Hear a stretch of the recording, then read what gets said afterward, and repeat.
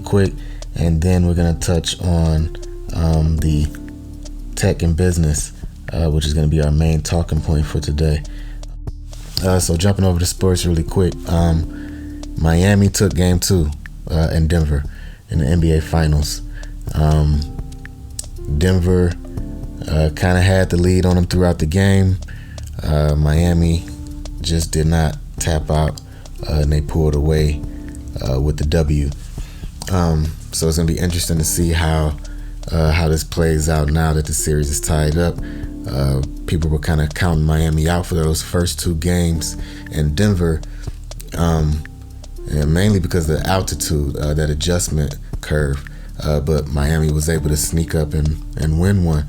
So back to Miami tonight. You can check that out wherever you catch your sports.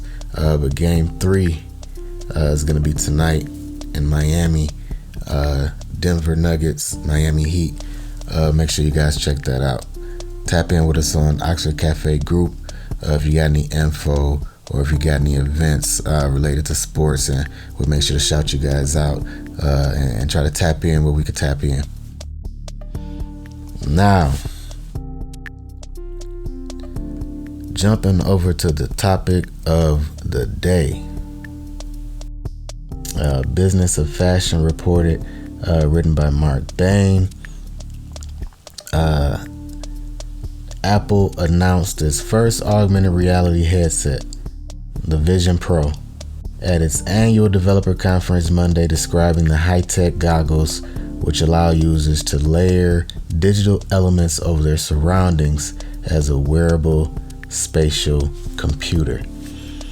Now, this is starting to take those next levels into like that serious futuristic stuff. So, and it's definitely a leap into the design aspect as well, because previously,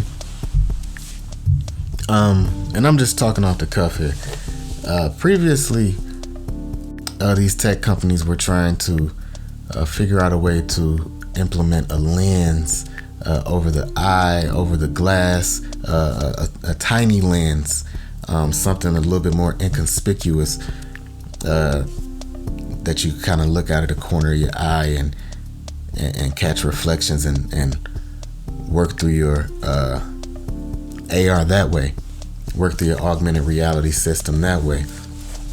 But Apple has taken a different approach with a full over the face, not a full face coverage, but a full eye coverage, similar to ski goggles, and which is why I think this is going to become a thing, like a really adaptable thing, because ski goggles kind of hold their own space in the fashion, style, and design, when you're talking about layering and just throwing out some collaboration pieces. You got the Supreme, or you got the Gucci, and the goggles are a piece. The goggles are a pop culture piece in fashion.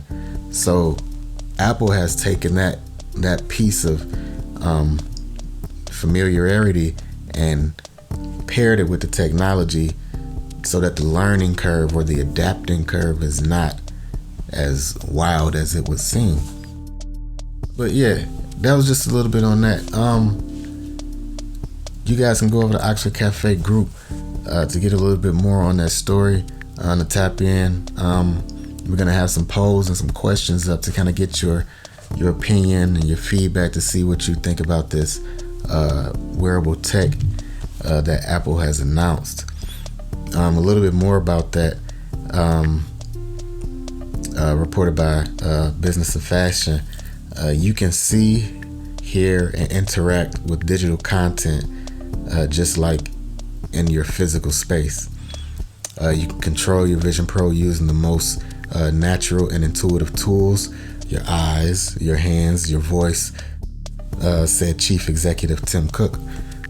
So with the Vision Pro, Apple joins other companies from tech giants such as Meta, which is formerly Facebook, but Meta and Google, to startups like Magic Leap that have all tried to sell consumer or headset that combines a physical with a virtual into a blended reality. The idea is often dubbed the metaverse, though Apple avoided the term in its presentation, referring to it instead as spatial computing. Fashion companies have been watching as proponents of augmented reality claim it could revolutionize the industry by making digital clothing mainstream, but unlike Meta, which presented a fashion vision for fashion in the world, Apple didn't mention fashion in its presentation. You can catch the full story on that over at Oxford Cafe Group to get the link and read the rest about that. But yeah, I just wanted to touch on that and kind of give you guys that update to go get ahead of the curve and see what's going on the tech side. The price point on those are, I believe they're listed to be retailing at $3,500.